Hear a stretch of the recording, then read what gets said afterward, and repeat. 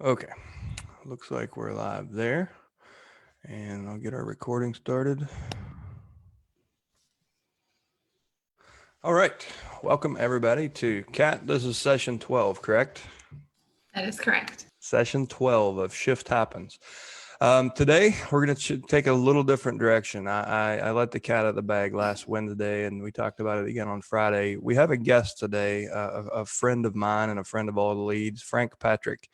It's funny, Frank. So some of your folks come to me and they're like, listen, I know he's your competition, and I'm like, no, it's not that way. So Frank is a probate expert. He's a real estate agent, real estate investor, probate expert, REO expert, BPO expert.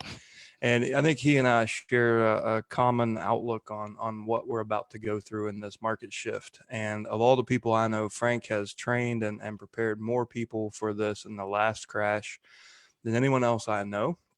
And he's going to basically let you look behind the curtain of how you can build, how you can prepare your business for the distressed assets that we know are ahead of us. So we talked about in previous sessions, how do you get into BPOs in order to build a relationship with an asset manager so you can be an REO agent. And Frank is the best person I could possibly bring here to help teach you guys that. So Frank, welcome to Shift Happens. Thank you. Happy to be here today. And you can introduce yourself however you'd like. Tell folks who you are, what your background is. Well, first and foremost, I'm a practicing real estate broker, associate broker now. Started out in 2000, got my real estate license in Missouri and Kansas. At the time, I was living in Kansas City. And just by chance, during my first year in the business, I got an up call. You know, it was my day to take the inbound calls. It was asset manager from City Mortgage, and they wanted a broker price opinion. Of course, I agreed to it, and I had no idea what it was. So that really began my relationship with my first lender and began my BPO, my REO career. And over the course of time, you know, that got bigger and bigger, and I'll share some stats later. But at one point, we were doing about 240 REO transactions a year, and thousands of BPOs. You know, for each BPO that you do, you hope you get a listing out of it, but in many cases, you know, you just get the fee.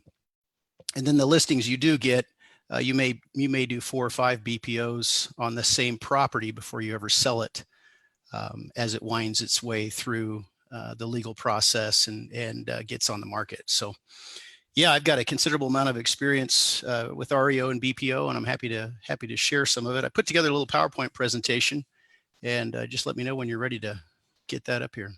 Yeah, whenever you are. All right, let's see here. See if I can get this working correctly.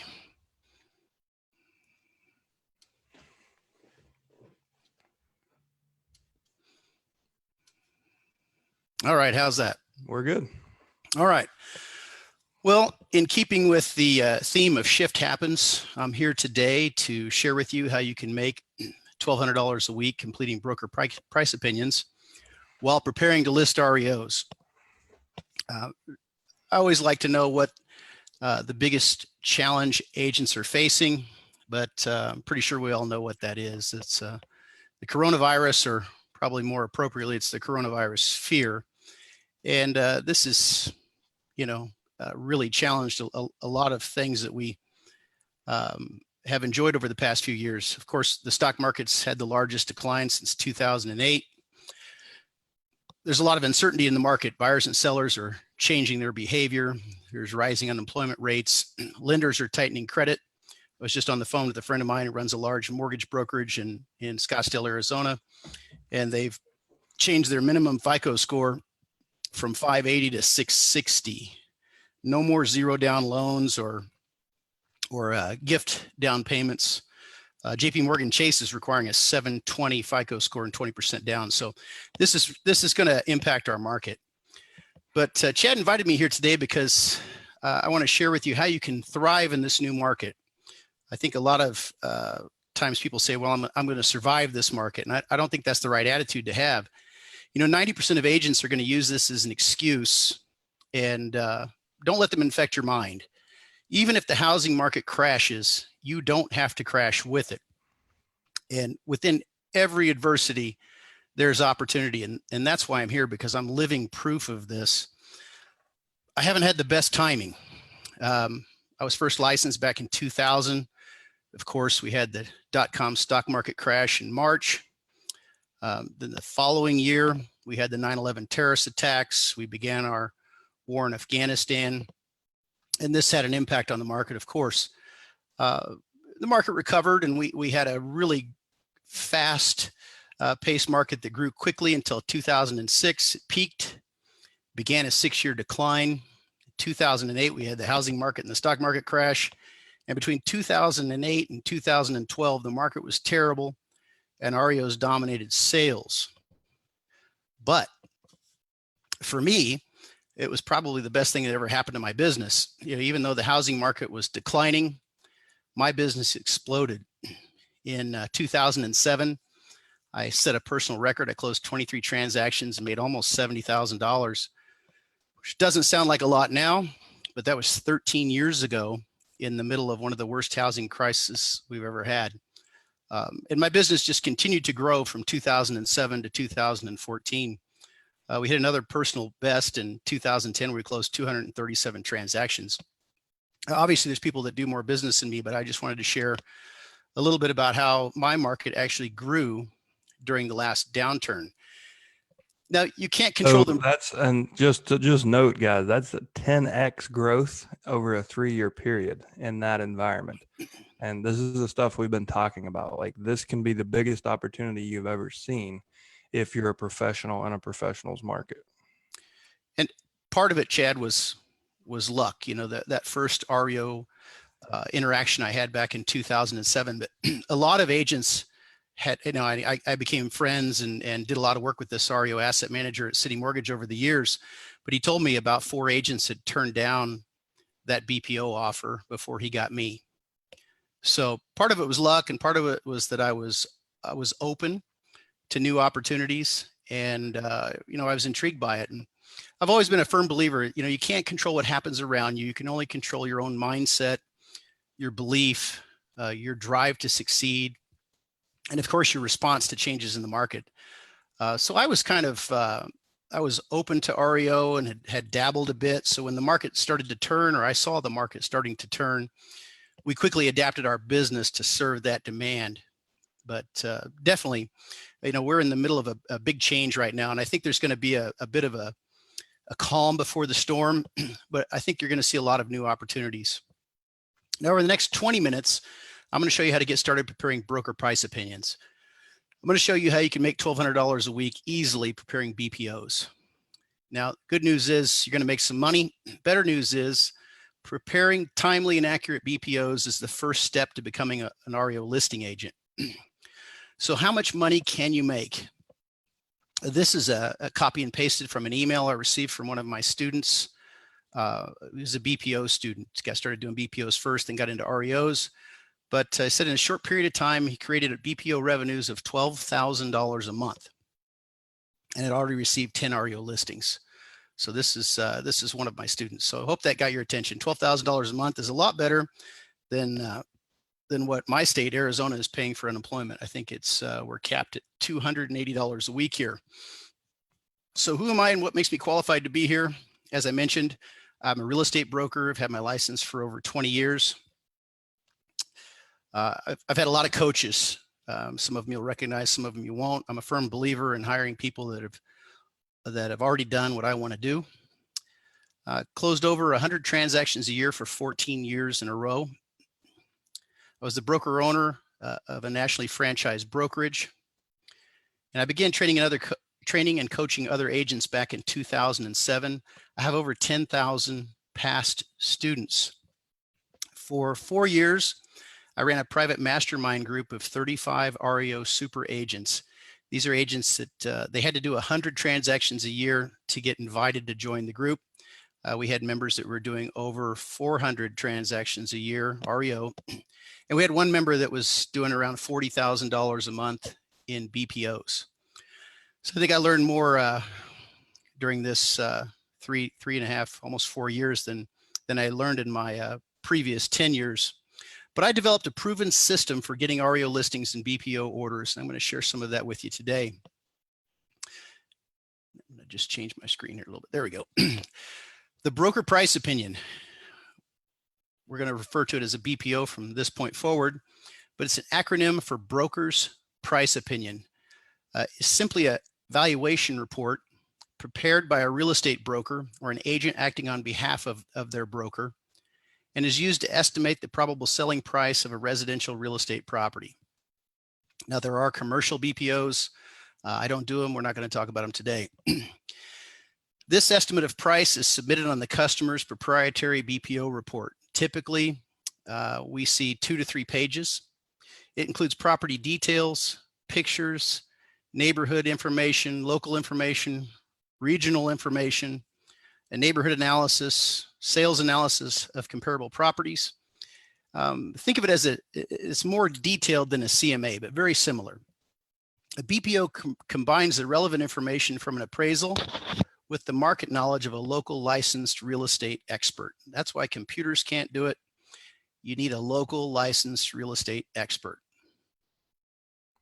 So Frank, that's something I was going to ask, like considering that AVMs or automated valuation models and desktop appraisals, we're now underwriting loans based on some of the technology. How do you see that affecting the how we clear these assets with such a judicial backlog and such a high number of these? Do you see that playing a part, or do you think we're going to go the traditional route and BPOs will be the starting point? I think it's going to be a hybrid of both. I mean, they're when they first started using AVMs, we thought that was the end of the broker price opinion. We thought it was the end of the appraisal. We all know that wasn't the case. There's a lot of things that the computer can't see. You mean banks don't use estimates? Come on. Yeah, they do. They actually do check Zillow when they're reviewing BPOs just to see if there's any huge variances. But you still need boots on the ground. You still need a local licensed real estate agent to provide information that's not available on the internet. Who's the likely buyer of this property based on your experience? How much is the train tracks that are located directly behind the property? They're obscured by a hedge, but you can still hear the train tracks. So that's something that the computer couldn't see, right? That's something that Zillow wouldn't know about. And even if they did, they wouldn't know what's that, how's that going to contribute to the marketing this property or selling this property. And I'll give you an example. I had a property in Lee Summit, Missouri that backed to a very busy interstate. I mean, it backed right up to the interstate, and it had been listed with 2 agents prior to me getting the listing. It was vacant, and it was a nice property, but it just backed to the highway. And people in the Midwest aren't used to that. It's a difficult sale. Got a sign call on it, showed the property. The couple had just moved to the Lee Summit area in Missouri from New York City. And they were amazed at how big the yard was and how quiet it was there. Granted, I was sitting here, I'm listening to the semi trucks drive past, and all they could talk about was how quiet it was.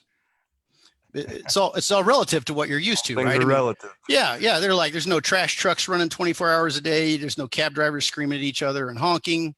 There's no sirens, so they bought the property. But it did take quite a while, and that did affect the value. But obviously there was a purchaser for it.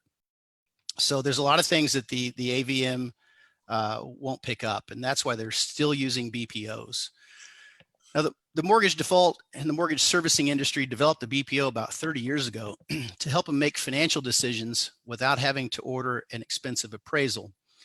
Now, these entities require thousands of valuations at a time, and BPOs are their preferred valuation method for the following reasons. BPOs are much more accurate than AVM. They're more in depth than a CMA. They have a faster turnaround time than an appraisal. Typically, if they order an appraisal, it takes them 2 weeks to get it back. Most of them can turn a BPO around in 3 days. Much lower cost. you're looking at 50 to 75% less cost than an appraisal, and they're ordering, hundreds of thousands of them.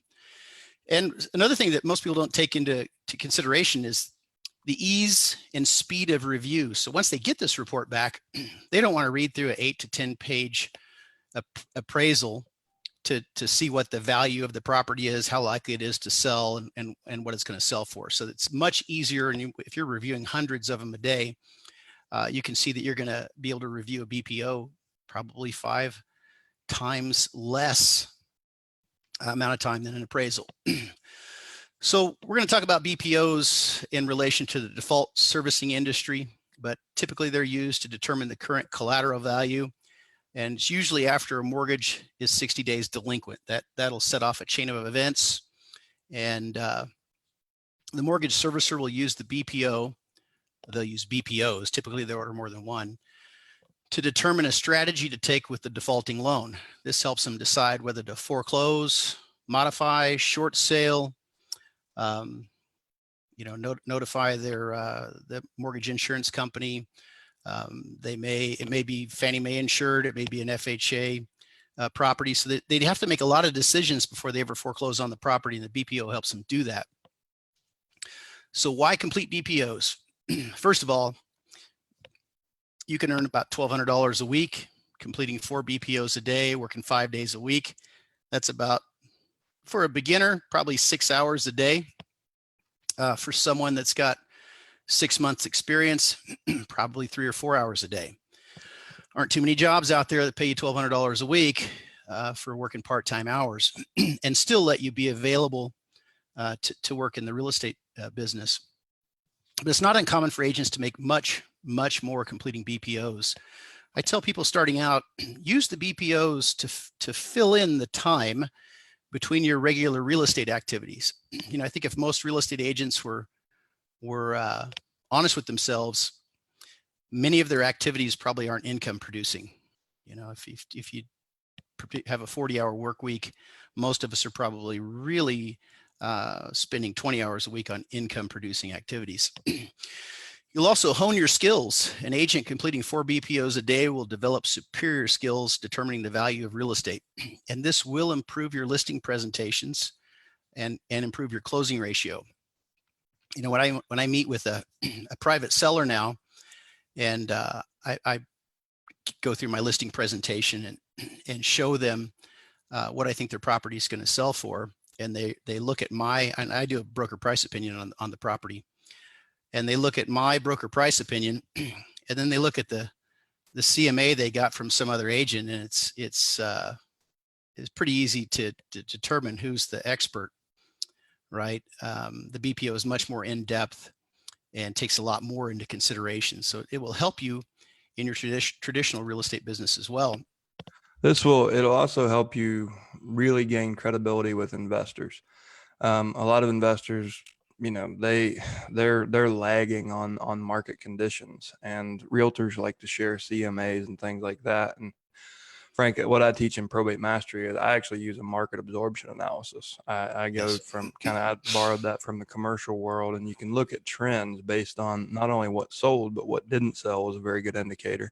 Yes. But kind of the same thing that we teach. So for those of you who have been through mastery, like what I'm doing with a market absorption analysis, Frank is saying use a BPO in any and all listing presentations or any and all appointments, even if you're going for an acquisition. There's a lot of investors on this call too.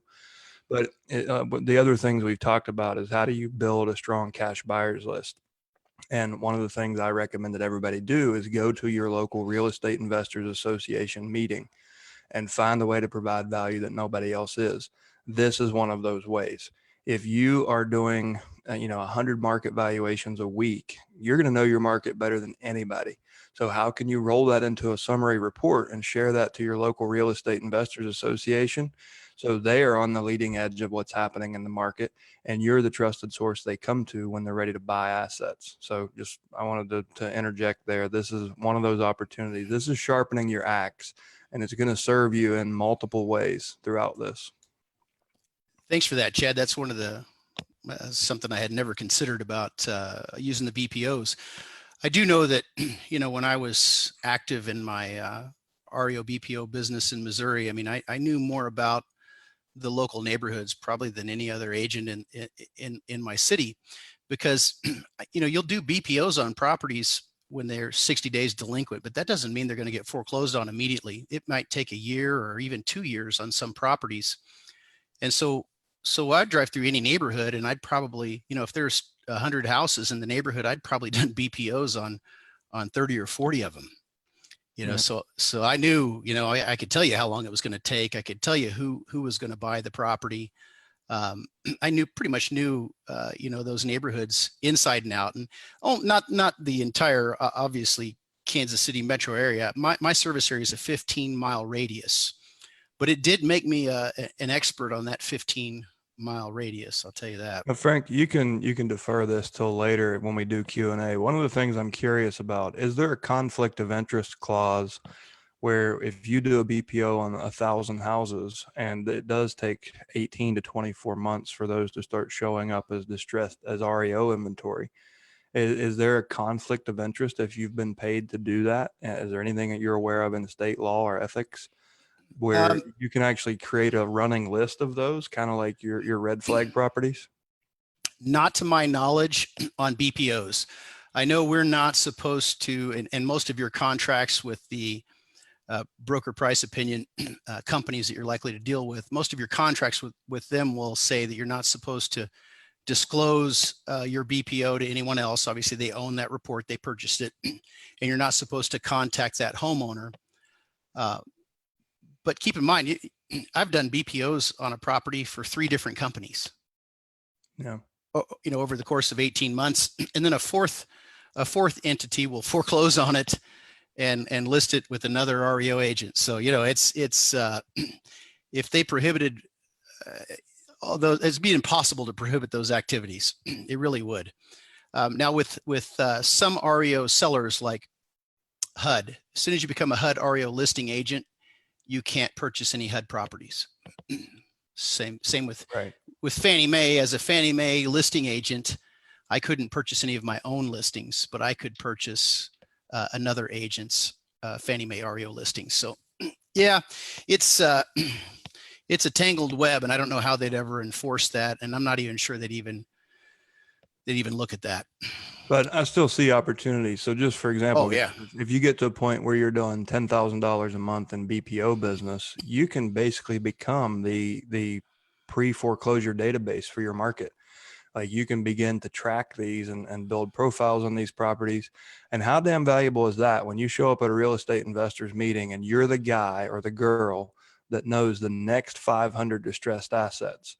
And if you know how to negotiate creative financing solutions, how many wraps, subject tos, like how many deals can you put together and deliver to your real estate investors association? So some of the things, probate is one of the biggest opportunities I see in this because there's a lot of certainty in that and it has to move forward. But one of the other things that the second biggest opportunity I see right now is find sellers who are defaulting. And I went through and I'm mentoring a friend in Richmond, Virginia. And this weekend we went down through the list of pre-foreclosures and literally house by house. And we, like, out of the first 10, we found 4 houses that we could easily structure completely low risk creative financing deals on with a minimum debt coverage ratio of 2, which is very conservative. But we were able to find, a combination of lease option, wrap, and subject to we found, and then the other one, there was another subject to. So we found 2 subject twos, a wrap, and a lease option out of just looking at 10 assets. So if you're doing these, if you're being exposed to this pre-distressed inventory and you're connected to the cash buyers and you know how to do the things we talked about, like in session 4 in our creative financing session, you can create your own marketplace. This is a blue ocean and you can be on the leading edge of it. So anyways. Yeah, typically if we saw a new REO property and they were coming on the MLS, 30, 40 at a time in my city, not all of them are my listings, obviously. And we would see a property pop up and it'd be like, oh, this one's on the market. I think I did a BPO on that one 2 weeks ago. So I'd already been in the property. If one of my investors was interested in it, I'd already done the analysis for him, right? Yeah. So it made it much easier, and sometimes it's speed. Who gets there first, will get the sale of the property. So it certainly helped there. The the byproduct of doing BPOs, I think, or the outcome that we'd all like, is to get the eventual REO listings. And I always encourage agents entering the REO world to start with BPOs, because the ability to prepare a timely and accurate BPO is the #1 skill that asset managers look for in a potential REO listing agent. And there's a defined number of REO sellers, at least big ones. So you think about this: if you you applied with, let's say, Fannie Mae, one of the largest REO sellers I've ever dealt with, first thing they're going to do is send you a couple properties to do a BPO on, and they're going to want those back probably the next day. If you don't know how to do a BPO, or you don't know how to do a very good BPO, probably would be your last assignment. They typically would hire 3 or 4 agents in a given area, give them all a few BPO assignments, and see if they could follow directions, meet timelines, and prepare accurate valuations. And if they could, they would keep them. But typically they wouldn't keep them all. You'd keep a couple. So when you apply to become an REO listing agent, you can also list your BPO experience. The folks that were doing REO back in 2006 to 2014 are probably out of the business by now, or they did so much of it like me. They're probably not interested in going back into that market, at least not with the same enthusiasm and vigor as they had last time. So when you catch your first big break and you land that first lucrative REO client, you want to make sure you're able to complete a timely and accurate BPO. And the only way to do that is through practice. Now, some BPO orders will eventually lead to listing the property, but typically they're 2 different things. So I would get BPO orders every single day from companies that I did list REO properties for, and from companies that I only did evaluations for. And those are fee BPOs. They say right on the order what you're going to get paid for it. That means if you're getting paid for it, you're probably not going to get the listing.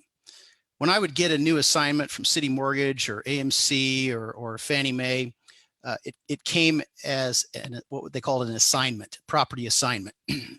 And so the first thing I would do is check occupancy, post their Fannie Mae notices, etc., and then prepare a BPO. So typically, if it comes as a BPO first and there's a fee associated with it, you're less likely to get a listing directly from that client. And many of the companies that order BPOs are just evaluation companies. They don't do any REO listings. So there's 2 types of BPOs. There's more than 2, but 99% of BPOs will be of these 2 types: a drive-by or exterior BPO. Typical fee for this one's between $30 and $75. This is the simpler of the 2 types of BPOs. This report combines information from a drive-by exterior examination, external data sources, previous sales data, property assessment data, recent comparable sales and current neighborhood listings, as well as exterior photographs of the property. The BPO includes an estimate of repairs to obtain fair market value, neighborhood information, and a value estimate. Typically, they want to know, what would it sell for in 90 days? What would it sell for in 120 days? What would it sell for in 180 days? What would it sell for as is? And what would it sell for repaired? Photographs would include a subject. So the actual property you're doing the BPO on is referred to as the subject property, and street scene photographs. What's directly across the street? What's to the left? What's to the right? And then photographs of comparable sales. Typically, photos of comps, you're allowed to pull them off the MLS. Now, an exterior BPO does not include an inspection of the interior of the property. Typically, this means the property is likely occupied and is just at the beginning of the foreclosure process. A beginner would probably take 1 to 2 hours to do this report. An expert, much less than 1 hour. So that's your first type of BPO, drive-by or exterior. The full interior BPO is the more difficult of the 2. Typical fee is between $50 and $125. And the full interior BPO includes all the data that we just spoke about, that's included in the drive-by exterior BPO, but also includes an interior examination, detailed interior photographs, and an estimate of the interior repairs necessary to obtain full market value. Now, these are typically only ordered on vacant properties. Very, very rarely you'll get an order on one that's an occupied property. They pay more money, and this means that property is likely to be a short sale. Beginner is probably going to take you 2 hours. Once you have 6 months experience, you probably crank these out in about an hour. There are also property condition reports. So a lot of these evaluation or BPO companies also pay agents to complete short form property condition reports. And these are usually done between BPOs. So they're probably doing a BPO or 3 every 30 days during the foreclosure process. And in between the BPOs, they're going to be ordering property condition reports. And this is just a drive-by. They pay 15 or 20 bucks.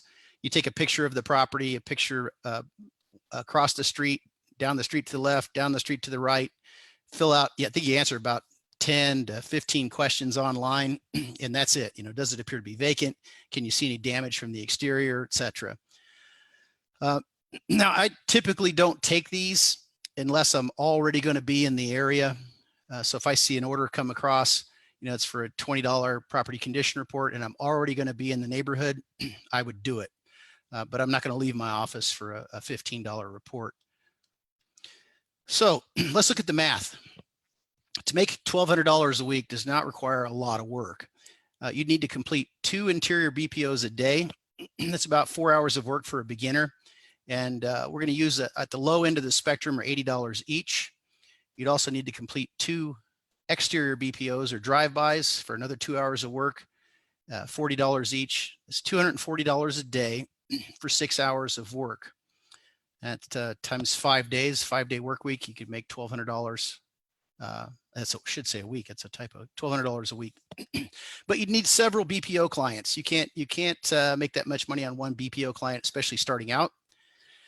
You need to make sure you complete all your assignments accurately and on time. And there are hundreds of companies that you can apply to work with.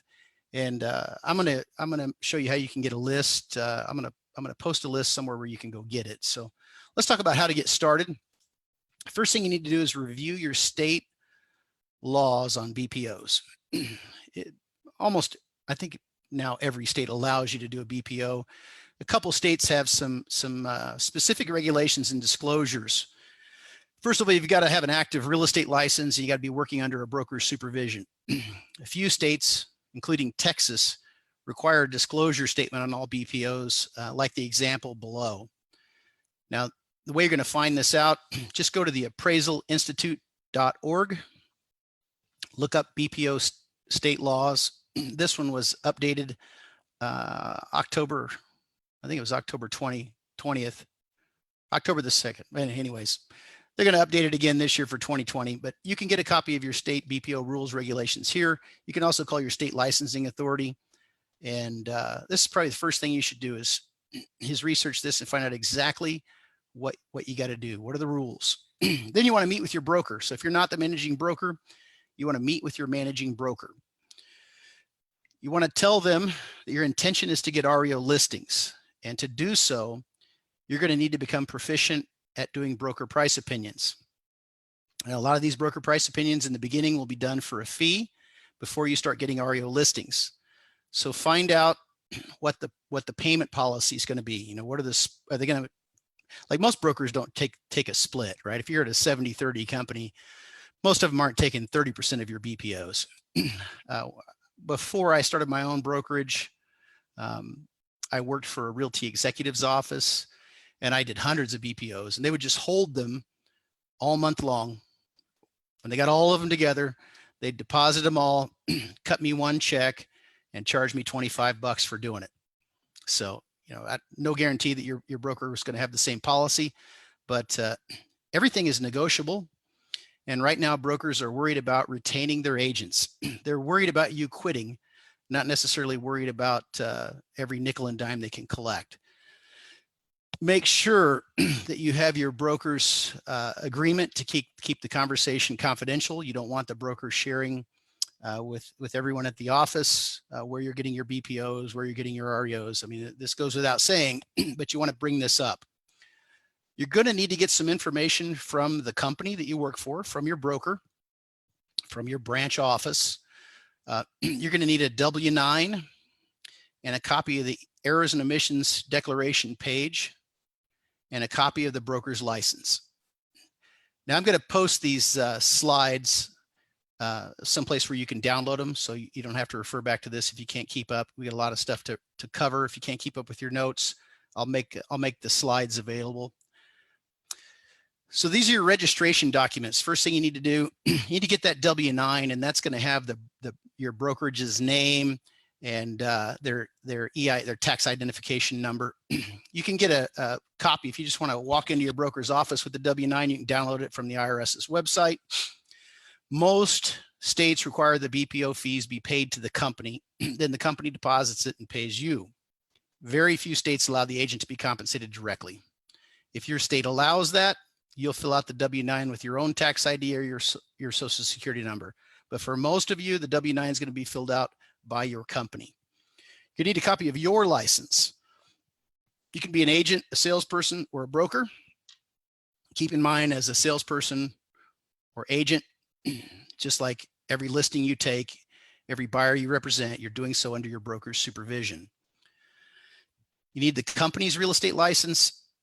Now, in some states, this is issued to the company. In some states, it's issued to your designated broker or supervising broker. Some do both. Copy of the errors and omissions insurance policy, but just the declarations page. They don't need the whole thing. This is required by about 90% of evaluation companies. Most are going to require 1 million, 2 million coverage. That's pretty much standard in the business. Just want a copy of the declarations page. Then you need to put together what I call the service area spreadsheet. This is a list of your zip codes within, and most of you, it's going to be a 15-mile radius.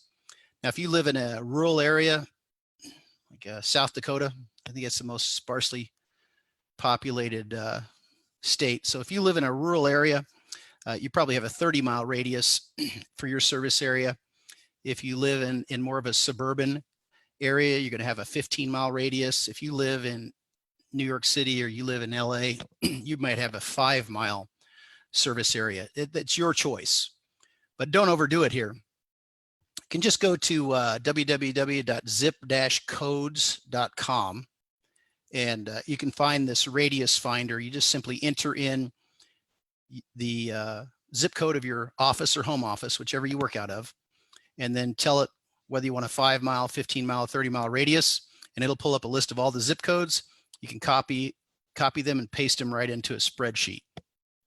You're going to be asked for this information when you apply with the valuation companies. You want to make sure that each document is saved digitally. So you save it as a digital document and as a PDF. You put them all in one folder. So I keep them all on my my desktop. Frank's registration docs.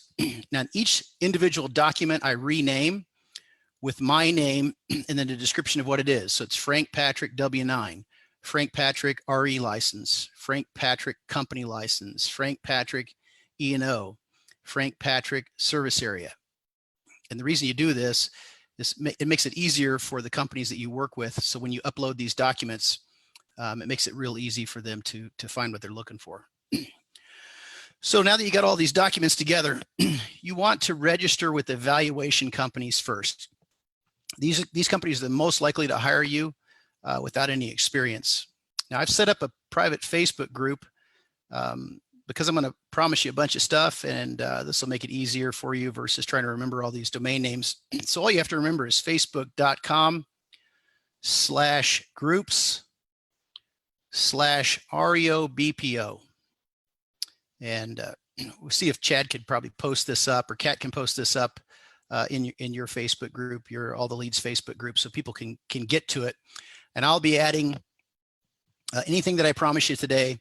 I'll be uploading it in the files section of this group, and you'll be able to access to it there. And if you have questions that we don't get to today, you'll be able to ask those. I'll be monitoring that group. And most of these companies are going to require you to complete an online registration or application. They're all going to require the documents that I mentioned earlier. Some companies won't be accepting applications, some will. A couple will charge a registration or a technology fee. But if they're on my list, it means either myself or one of my students is doing business with them. So they're all legit companies on that list. I'll post up a list of 10 tomorrow in this Facebook group, and then we'll add to it as I go through and update the links. Now, a few of these companies are going to require you to register with a third-party technology partner or platform. There's a handful of them in the business: ResNet, Equator, Dispo Solutions. Don't panic if you don't have the money to join those right now. You can always join them later, but these are platforms that the REO sellers use. So eventually, if you want REO listings, you got to join these partner platforms. These registrations to do BPOs are going to happen online. Some of them require you to send an email requesting a new vendor packet. Most of them will just let you fill out the application online. They're going to put you on a list, and then when there is a need in your area, you will be contacted and activated. Now, most hire everyone who completes the registration and provides the requested documents. Some companies you're going to get a response from immediately, maybe start getting orders from immediately. Some you may never hear from. You want to create an email folder for each new client that approves you. I keep all correspondence with them in that email folder. And then I would recommend you keep a folder for all that decline your application. Apply back in 3 months because things are going to be different. But just keep track of which companies approve and which companies decline. So let's get started. We're going to go over how to fill out the BPO order. I'm going to post in that Facebook group a BPO completion guide, so you'll be able to use it as you do your first BPO. You'll be able to go through step by step. I'll also post up a blank BPO so you can do a practice BPO, to kind of get ready. So first thing that happens once you're approved, these BPOs typically are sent via email, and you'll have to open the email, click on a link, and go accept it. Make sure you read the entire order before you accept it. Make sure it's within your 15-mile service area or whatever you decide your service area is. Call with any questions. Read the instructions several times. The due date is probably the most important part. Make sure that you can complete it by the due date. There'll be information on how to access the property if it's an interior property, so there'll be lockbox information. And it'll say, if it's for payment, it's going to say what the payment is and what the terms are. So if it's a $125 BPO and they pay in 30 days, or it's as a listing assignment. You want to do some research on the subject property before you leave your office. I typically will print out the BPO order and I'll start a paper file folder with the address of the property. I'm going to go to the MLS, see if the thing is listed for sale. Oftentimes, you'll find the properties are listed for sale, right? They're trying to sell it before it gets foreclosed on. I'll print out previous sales. So if it's sold once last year, 2 years ago, I'll print that out. Look for canceled or expired listings, but search with multiple methods. Sometimes the address was entered differently. And I'll print out the tax records. So I'll go to the, through my MLS, I can access our property tax records, and I'll print out the property tax sheet on the property. Put that all in the folder. Now I pick 4. If I have enough information that I'm pretty sure I could pick comparable sales, I'll go ahead and I'll pick them now. Now, most BPOs are going to require 3 actives, 3 solds. I always pick out 4 to the beginning. So I'll pull out 4 actives, 4 solds that I believe are good comps. I'll save them to the file on the desktop. Might print out the MLS reports and the tax records, or just save them in that folder. You're looking for, when you're choosing your comps, you're looking for the closest in proximity. Typically, I'll start by searching just the neighborhood or the subdivision. And then if I can't find enough comps in the neighborhood, I may open it up to the school district, the zip code, and then the city. They want the closest comparables. That's most important. You're looking for sales that have happened in the last 3 months. If there's none in the last 3 months, you can expand it up to 6 if necessary. But in a market that's most likely going to be moving quickly in one direction to the other, probably down, they're going to want to see the most recent comps and the most similar in size and design. But comps have to be within 10% of square foot wise. So If the subject property is 2,000 square feet, your smallest acceptable comp could be 1,800, and the largest acceptable comp could be 1,900. Not good with math today. And your largest would be 2,100. So all your comps would have to be within that plus or minus 10% of the subject property. Now that you've got all the documentation together, you're gonna head out to the property. Some agents still use a digital camera for this because they like to keep the camera cards, so they'll just put a SD card in for each property, keep them separate. I just do it on my cell phone. You want to take a flashlight if it's an interior, just in case the lights aren't on. Directions to the property, clipboard, tape measure, the entire file. I have a form that I use to fill out on paper, and I have an interior report and an exterior report that I use. It's just a tool I developed to help me, and I'll post those up in the Facebook group as well. Take the assignment letter and your business cards in case you're stopped. I can't tell you how many times I've been stopped by the police. Want to know why I'm taking pictures of houses or why I'm coming out of a vacant house. So if you have your letter, your assignment letter from the evaluation company that says they've assigned the BPO to you, and your business card, typically they just let you go. Now, when you roll up to the property, you want to determine the occupancy. It's going to be one of the questions on the BPO. You're going to take exterior pictures and then fill out the exterior report. Take interior pictures, fill out the quick interior report. Take notes in regards to the property before leaving. And then if I have time, I'll drive by the comps that I picked out. It's not required by most companies, but I like to do it if I'm in the neighborhood. Once you get back to the office, you want to turn off your cell phone, close the door, and start filling out your BPO. Almost all these are done online now, so your customer is going to have a portal that you'll access with your login and your password. I start out by entering all the data for the subject, and then for all of the comps, there's almost always 3 actives, 3 solds. I'll go through and make my adjustments, note any repairs that are necessary to bring the property up to average marketing condition, determine the value. I'll show you how we do that. Write my comments, review the BPO, and then submit it. You'll find often there's missing data. And you can only find what's in the MLS and what you can visually see. So maybe it's missing gross living area, the lot size. If you can't find the data online at the county records website, your MLS, Trulia, Zillow, etc., you just notate it on the BPO that the information was not available.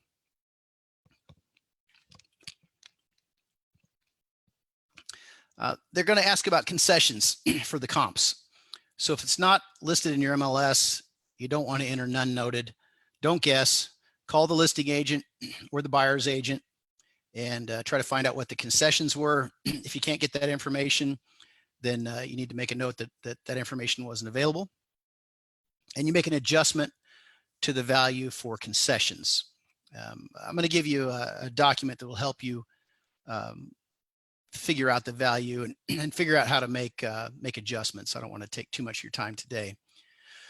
Here's some characteristics of the strong BPO. So this is what your asset management companies are looking for. You want to make sure the comps are in close proximity. So the closest comps available that sold within the last 3 to 6 months. That the adjustments you make reflect the impact to the property and the property's value. They want to know what your marketing strategy would be if you were to list this property and who's the target buyer. So would you recommend selling it as is to an investor, or would you recommend making minor updates and selling it to a first-time buyer? You're going to list out repairs and estimate the cost. I'll post a worksheet that I use to try to figure out what costs are. You might have to adjust for your market area, but it's just a cheat sheet. You know, how much is carpet, how much is paint, and they're all just estimated by square footage. In your comments, you want to reflect the market conditions.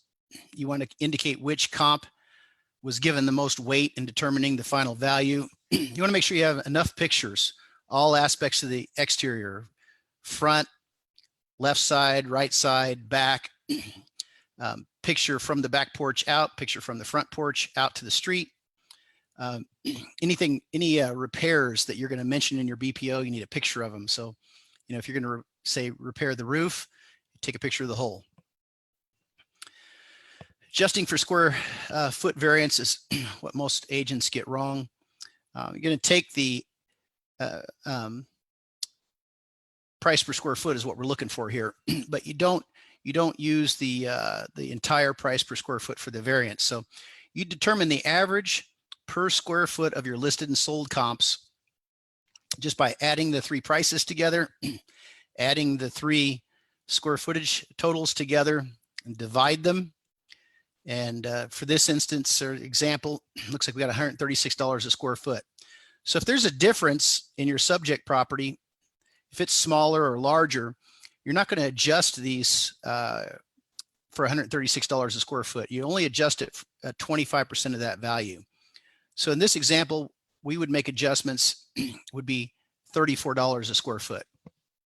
And once again, this will be in the I gave a 3-page report on how to do this. Will be posted in the Facebook group.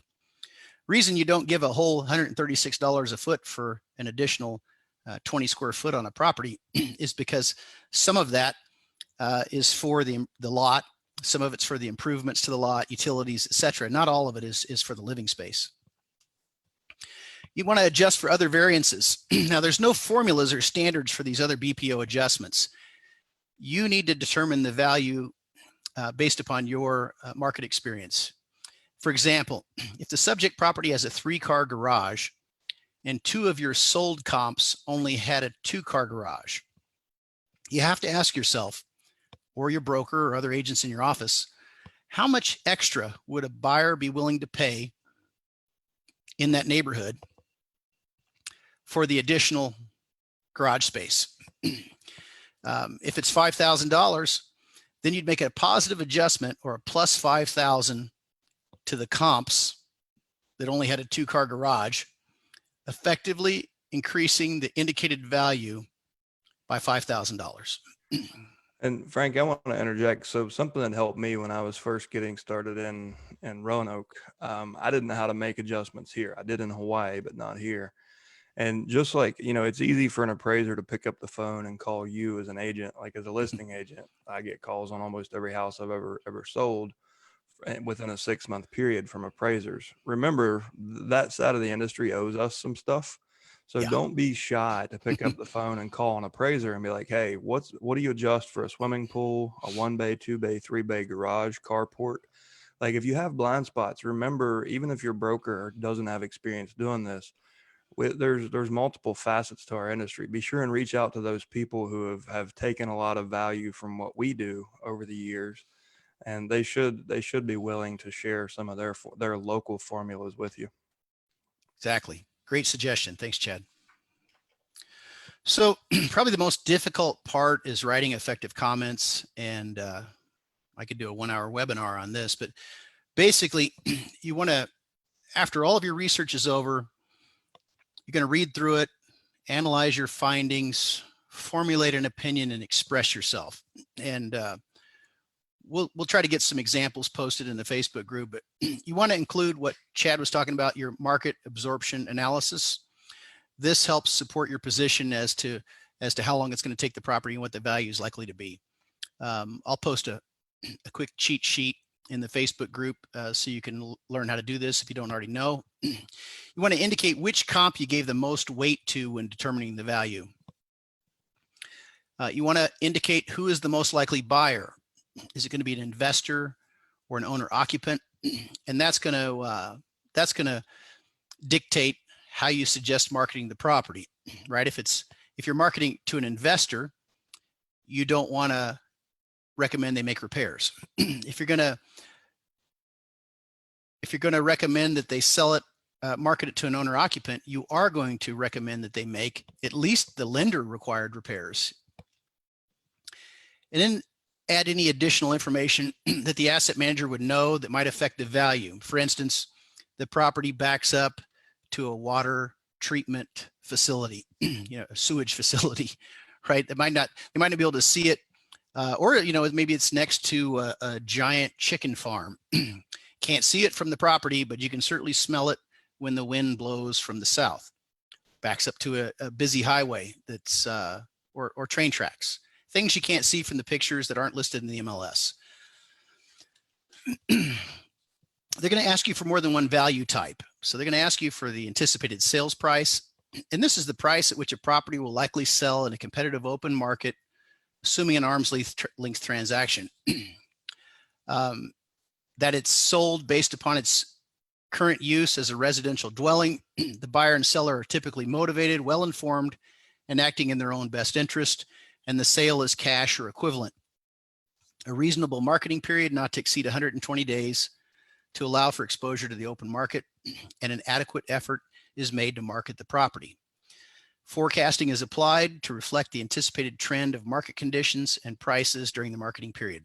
So this is what you have to base your analysis and your opinion on. You can't just make a wild guess. This is the formula that these lenders want to see you use to determine the value of the property. Once again, you're going to get a copy of these slides and some additional help in doing this. So once again, you want to use the most similar and closest sold, and active listings. The best comps require the least adjustments. In fact, if you could pick the perfect comps that required no adjustments, that would be best, but it's not possible. Some important rules: always remember personal safety first. Just like showing houses, you let somebody know where you're going, when you're going to be back. If you don't feel comfortable entering an empty property, take somebody with you. Never contact an occupant or owner if you're doing a drive-by BPO. Always keep your values confidential. So whatever you value the property at, you can't be posting that on social media. Never challenge an asset manager. You just can't. You might win the argument, but you'll lose the account. And don't allow anyone else to influence your BPO. This usually only happens if you're doing a BPO for a short sale. The listing agent might be there trying to influence your BPO. Explain how you arrived at the value. Identify which comparables you gave the most weight to. Now, some important tips in a declining market, which I most likely will be entering soon. You want to place more emphasis on active comparable listings than solds, right? If you're in a declining market, they don't want to see solds from 6 months ago, for obvious reasons, right? Now, property values may be decreasing in some areas, and the days on market could be increasing.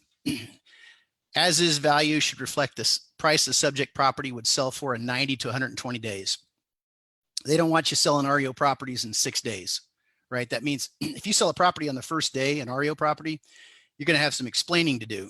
That means you recommended that they price it too low, and they're going to suspect that there may be some kind of collusion there.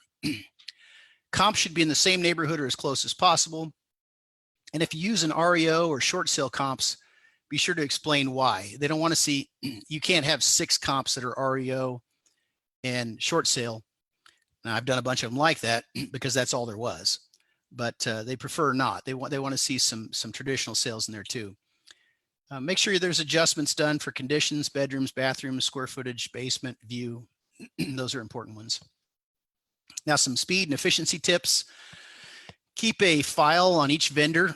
Make notes after you do each BPO, especially if there's any quality control issues. So if they send the BPO back and they say, hey, we don't, it's our policy not to accept comps that are more than 41 days in the past. You'd make a note of that. So next time when you do a BPO, you can refer to those notes.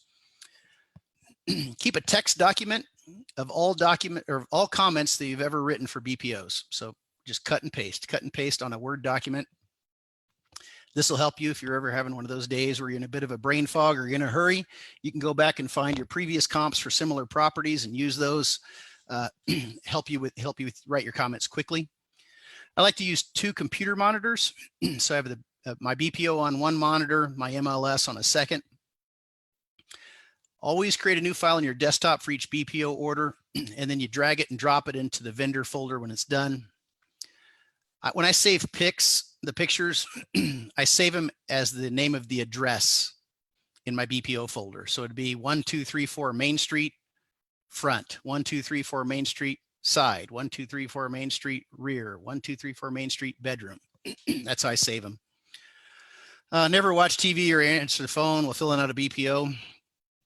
Keep a spreadsheet of the addresses of all the BPOs that you've completed. I put the address, who I did it for, how much money I'm getting. And if you start getting a lot of BPOs and you want to make a business out of this, consider BPO automation software. I'll make a recommendation of one that a lot of my students have used. Now, some evaluation companies will send the BPO orders out to all agents in their database near the subject property simultaneously, and the first one to respond gets the order. So a lot of my students will set up a email address that's specifically for BPOs, bpofrank@gmail.com, whatever it is. And then I'll set that one up on my cell phone, and I'll set it up to give me instant notification, and I'll set my phone up to check, continuously every minute if I really want those BPOs. Not all companies do that, but a few do. There's a couple of software programs that some of my agents have used in the past to grab these orders. I don't use them. A lot of my students have used them. They've had varied experiences. Some companies don't like them. Some companies don't care. There's software out there that can transfer the data from your MLS straight to the BPO form. So you don't have to fill out the information by hand or manually for the subject, and you won't have to fill out the information for the comps. It'll just push a button, it'll blow them in. It's BPO automation, bpo-automation.com. I have no affiliation with them. I've used them before. A lot of my students have used them in the past. This is not if you want to do $1,200 a week. This is if you want to do $1,200 a month. I mean, $12,000 a month or $40,000 a month in BPOs. So you'd want to use a software like this, make it a lot easier for you. When you get to that level, most agents are sending somebody else to inspect the property. Someone else is filling out the report, and or they have to fill out the report, and they have to take the, they have someone else take the pictures. The licensee doing the BPO still has to choose the comps, analyze the data, determine the selling strategy and the values. They don't have to type it up. They don't have to take the pictures. So you can subcontract out some of this if you get to a point where you want to. If you want some advanced education on doing BPOs, VRM University, Vendor Resource Management, they're a BPO evaluation company, and they list and sell REO properties. They're a REO asset management company. I think they're affiliated with Green River Capital. They have good education. As far as an independent, maybe industry association, NABPOP has some good information as well. Not affiliated with either one of them, but if you want advanced education, those are the two I'd recommend that you go to. Once again, it's to do $1,200 a week, make $1,200 a week doing BPOs. It's 20 BPOs a week. That's only 4 a day. Shouldn't take you more than 6 hours. 2 exteriors, 2 interiors, you're making $240 a day as a part-time gig in between your regular real estate income producing activities. And you don't have to do 20 a week. You could do 1 a week. It's whatever you want to do. Once again, this is a screenshot from one of my students making $12,000 a month doing BPOs. So you need to get that BPO experience. Join my Facebook group. It's facebook.com/groups/REO BPO. I'll be posting all this information I promised today over the next few days in there, and be happy to answer any questions you have, try to help you get started. I'll post a BPO company registration list, so you'll have some companies you can get started working for right away. I'll post up a blank BPO and a sample BPO. I'll post up the link so you can review your state's rules and regulations. I can post up a blank W-9. Once you get all those documents together, you want to register with some evaluation companies, maybe a dozen to start with, and start doing some BPOs. This is where you learn. You want to build rapport with your BPO clients. If you have any interaction with them, make sure it's positive, and you can use them as a reference when applying to list REO properties at a later date. And keep in mind that completing accurate evaluations is the key to proving to the REO seller that you're a competent REO agent. Now, this is my own personal opinion, and I made the same prediction back in 2004 and 2005. People thought I was crazy. 2007, they thought I was a genius. But I think we're going to see REOs. There's going to be a drastic increase in the number of REOs. The reason's simple. We have 22 million unemployed people, as of last week. Almost 3 million mortgages in forbearance. And I just read an article, I'll post it to my Facebook group, but it was an article about how lenders are anticipating as many as 15 million foreclosures in the years to come because of this epidemic. So if you're interested in getting REO listings, or if you're thinking about it, these are the reasons you might consider it. Once you get an REO client, there's no more prospecting, no more advertising or marketing to get clients. Very few competitors. It's inexpensive and relatively simple to get started. You can create a stable, predictable production regardless of market conditions. As I showed you, the last time this happened, the last time we were in one of these cycles, the more the market went down, the more my income went up. You can do a high number of transactions for a small number of clients, which is very efficient. One phone call to discuss 10 listings instead of calling 10 sellers individually. People you'll be dealing with are professionals. They have no emotional attachment to the property. They don't work evenings, weekends, or holidays. So it makes it, they're a little less demanding. Like your individual homeowners, they always call you when they get home from work. They want to call you on Sunday when they're not doing anything. No drama. Each sale is a business transaction. If you want, and you want to grow a big business, you can use leverage because most of the work can be delegated, which allows you to focus on creating more business opportunities. These REO sellers have a financial and legal motivation to sell. In my opinion, it's the best industry inventory because there's a high demand for bargain properties. Reasons why you should not go into the REO business. Part-time agents. If you're a part-time agent, stick with BPOs. They do not want to list REO properties with someone who's part-time and has a full-time gig, full-time job. If you have poor organizational skills, it's not going to work out for you. If you're looking to get rich quick, it's not going to happen either. If you can't commit to work 8 to 5 Monday through Friday, because that's when these lenders are going to expect to be able to get a hold of you. You have to be comfortable using a computer because everything's going to be done online. If you give up easily, probably not the course for you. If you don't want to work hard and you can't meet deadlines, right? So if any of these things applies to you, you probably shouldn't consider REO. Man, you had me up until that slide. The hard work. The only place where you can find money before work is in the dictionary, right? That's it. That's it. You had me until you said I had to be at my desk from 8 to 5. Well, you have to be available from 8 to 5. And so, yeah. So a lot of my students and friends are asking me if I'm going to jump back in and start a big REO team, sell 400 or 500 a year. And the answer is no. And that's because I'm 52. I've already been there and done that. And my kids are out of the house. I'm enjoying my freedom. And I'm not interested in, I mean, I'd take the money, but I'm not interested in the strings that are attached at this point. Now, there's a lot of myths about REO. A lot of people believe you have to know someone to get REO listings, or they believe it's not profitable. Typically, you get 2.5% commission. Sometimes you have to pay a 25% referral fee out of that, but you can do high volume, and you're going to get all the buyers. Banks have all the listing agents they need. Not true. Most of these banks have very few listing agents right now because they have very few REO inventory right now. As soon as they see foreclosures or mortgages in default start to go up at their particular company, they will begin recruiting new REO agents, accepting REO agents that have applied. Advertising does not get you REO listings. A lot of folks believe that banks only give REO listings to agents with REO experience.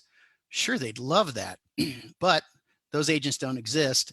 And the ones that do probably aren't going to jump back in this time. I mean, I've done it.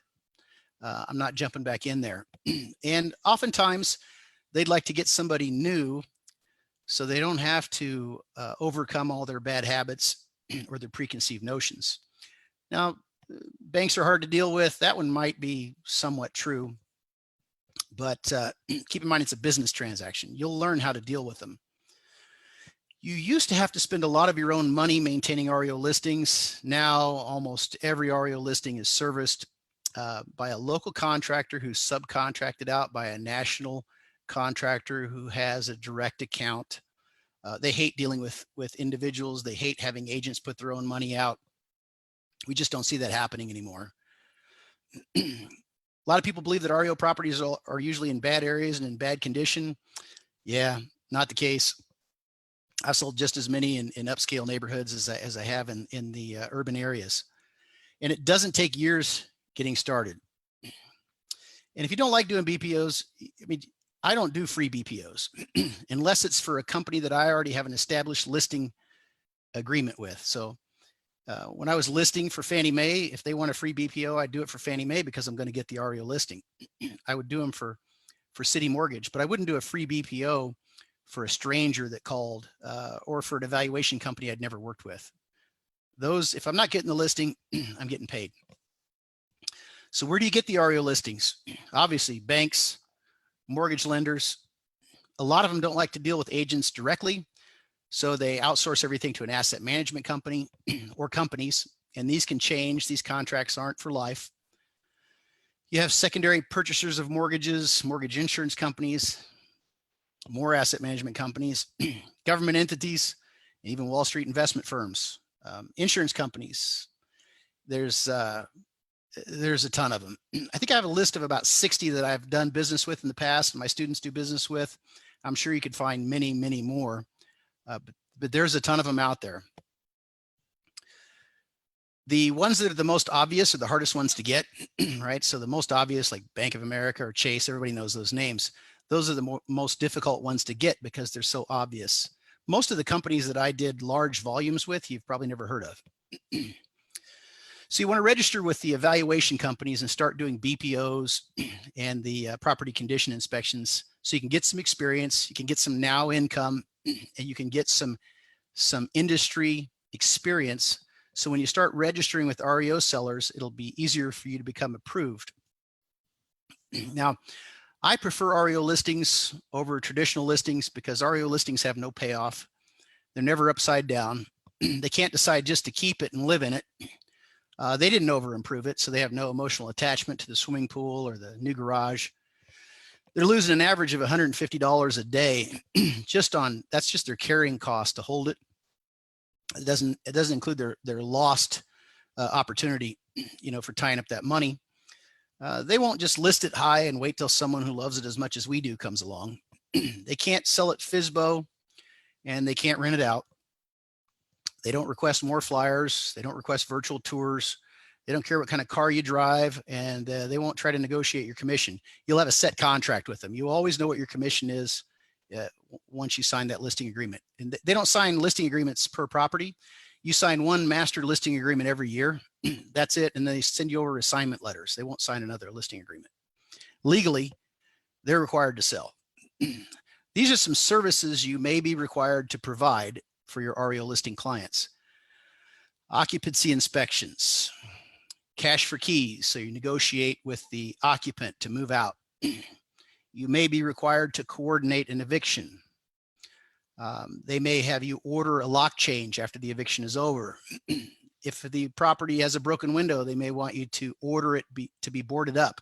Typically, they have vendors that are already approved, they have a direct account with. You just call and place the order. They may want it winterized if you're in an area that freezes. They might want trash and debris removed. They might want repair bids.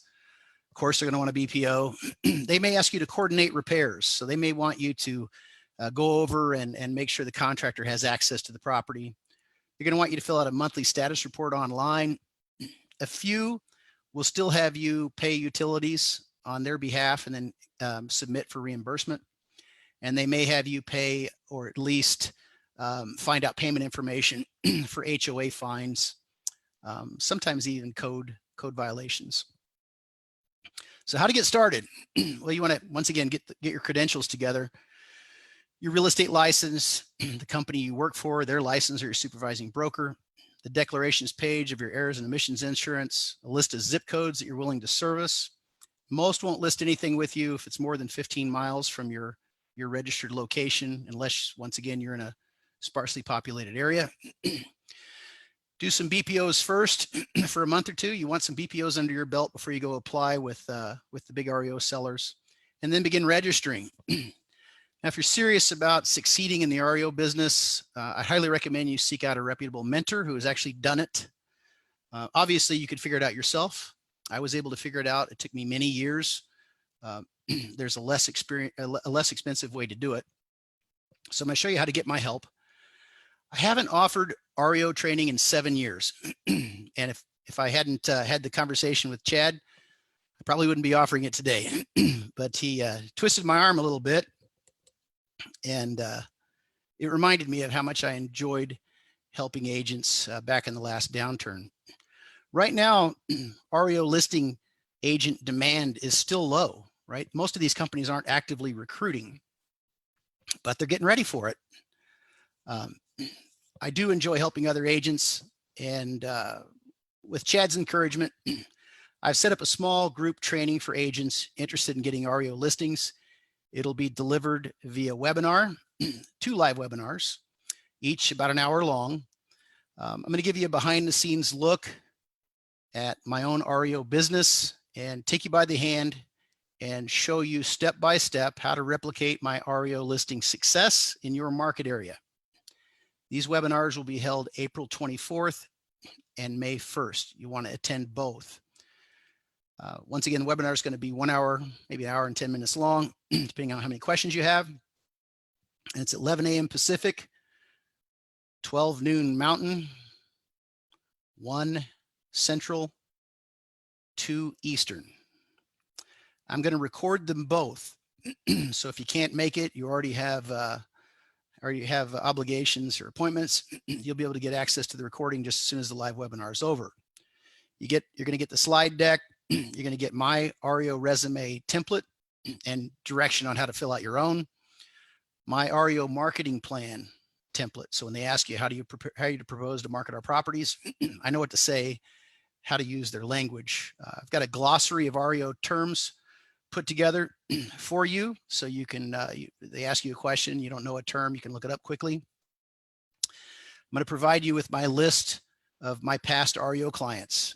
Includes Fannie Mae, HUD, VA, JP Morgan Chase, Bank of America, City Mortgage, AMC, tons of them, tons of asset management companies. These are all companies I've worked with in the past, and some of my students are still working with.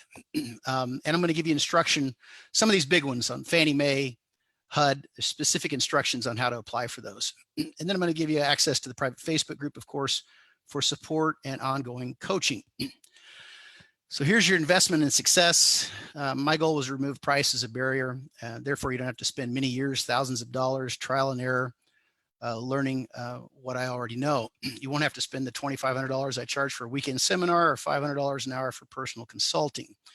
I want to make this, it's an offer you can't refuse. And Chad twisted my arm on this. The last time I offered this training, it was $997. Today, we're offering it to you for $197. That is one payment, no reoccurring charges, everything that I've mentioned, live training with me. You can pay for it with Visa, MasterCard, American Express, PayPal. There's a whole list of options. You'd spend more money taking your family out to dinner if that were legal. You just think of all the money you've saved staying home. My truck's getting like 4 weeks to the gallon. So there's really only 3 choices. I mean, your first choice is to do nothing, which is probably what 90% of real estate agents are going to do. Second choice is to try it on your own. I get it. I like figuring things out myself. But sometimes it's just better to pay somebody and just take the shortcut. I mean, why? It's so inexpensive. So do the math. This would pay for itself 30 times over with just one REO transaction. I've already given you the information to make $1,200 a week doing the BPOs. So if you're interested in signing up, we set up a little special domain name, reobpo.info. 2 live webinars, April 24th and May 1st. They'll both be recorded. You're going to get everything you need to get started. Here's a couple of testimonials from some folks that went through my training. Keep in mind, these are all 2013, last time I offered this information to anyone. But I just blurred out the email address. You probably wouldn't appreciate it. I didn't ask before I share their information. But I have over 10,400 past students. Unfortunately, most of them have aged out of the business, right? I mean, what's our turnover rate, Chad? 90 some. 88% Yeah. according to NAR. Yeah. So most of these folks aren't in the business anymore. They left for who knows what reason. But so it's going to happen. The REO sellers, asset management companies, banks, lenders, they will start recruiting. The best time for you to get started was last year, right? You want to be first in line. The second best time is right now. Second best time is right now. You want to beat the rush, because once REO is in the news. So once they start talking about this in the news, how there's 60,000 REOs on the market in your state, it'll be too late. It'll be difficult to get in because they'll already have recruited agents in your area. You want to get started now. You want to be. I hope it doesn't happen, right? I mean, the best thing that could happen to you is you do the training, you learn a lot, and then our economy goes back to booming, and we all get our losses back from the stock market, and we get our equity back in our house, and everybody goes back to work, and we're all happy. I'd pay $170 or $197 if that would happen. Me too. I don't think it's going to go down that way.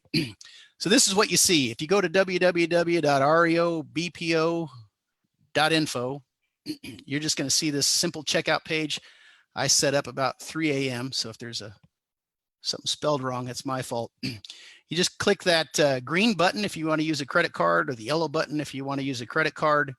Take you just a second. As soon as you hit yes, you get redirected to this page. It's a ubiquitous go-to webinar registration. Enter your name, your email address, and pick your time zone so it sends you the reminders, make it easier for you. And then you just show up next Friday, April 24th, 11 a.m. will be our first class. We're going to record it. Whoops. And you'll get access to those recordings, of course. Geez, I really screwed that up, Chad.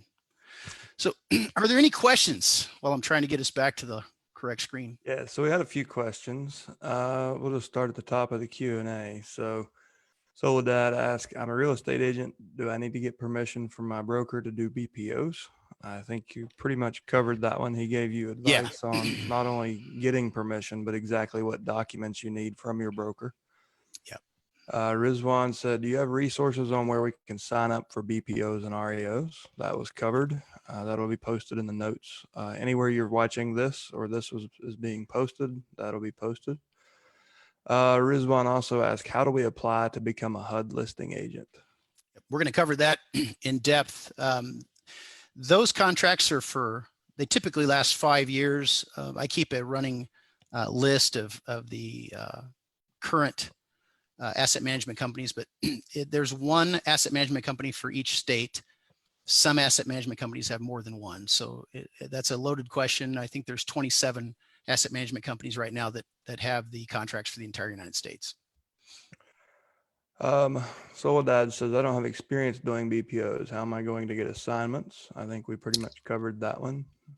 Get experience by starting and doing that first BPO. So this is a good one. So from Grant, Chad Frank, we performed thousands of BPOs during the last financial crisis with numerous vendors and got very few REO listings. Just one vendor and very limited in number. It was the same old REO agents that got the bulk of the business. So the opportunity to get REO listings from doing boatloads of BPOs isn't that clear cut. The better question is, what concrete steps can agents take to increase their REO opportunities with asset managers? So you have to have some BPO experience before you get the REO listing, because that's the first task you're going to get. But doing BPOs for evaluation companies won't lead directly to REOs. That's just going to give you the experience doing BPOs and give you some now cash. To get REO listings, you need to apply with the REO sellers, and it's simply a numbers game. And they just keep a running list, and it's just when they need someone for your area, they pull the list of everybody they have. They're going to read through your application and see if it sounds like you might be a good candidate. And so one of the things that I go over with my students is using the correct words in your application. A lot of agents will apply to list REO properties, and they'll focus on, I'm number one in my market. I have my picture on a billboard, and we sell properties in 3 days for $30,000 more than any other agent in my town, because we have the best marketing. And that's not what they want to hear. That's exactly opposite of what they want. If you sell REO properties in 3 days, your career will be 3 days. That means you priced it too low, or you already had the buyer and there's some kind of collusion. So what they want to hear is that you're going to meet all of their deadlines. You're going to provide accurate valuations. You're going to help keep their carrying costs low. And you're going to make sure the property is exposed to all of the buyers in the market area. You're going to cooperate with other agents in the area, perhaps offer assistance in learning the forms for that particular seller. And you're going to try to recoup the maximum amount of the value of their asset. We don't say anything about selling it fast. We don't sell anything selling it more than list price. It's exactly the opposite of what most successful agents would say to an individual seller. And I think they forget that they think that they're going to impress this REO asset manager by talking about how fast, how many people they have on their team, how they're the number one agent, and they got their own balloon. You know, it's just, they don't want to. If you have a huge ego, they're the wrong business for you. Or you just have to learn. Just like probate guys, like Yeah. the me stuff. Yeah. Doesn't work. This is 100% service before self-interest.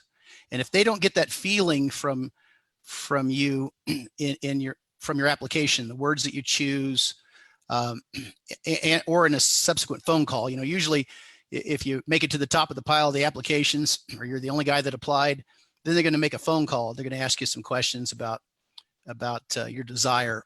And if you go right into that, I'm going to sell it fast and for top dollar, that's the end of the conversation. So it could probably a combination of things. To the person that asked the question, probably doing BPOs for the wrong company. I mean, you should do BPOs for evaluation companies for a period of time to get experience.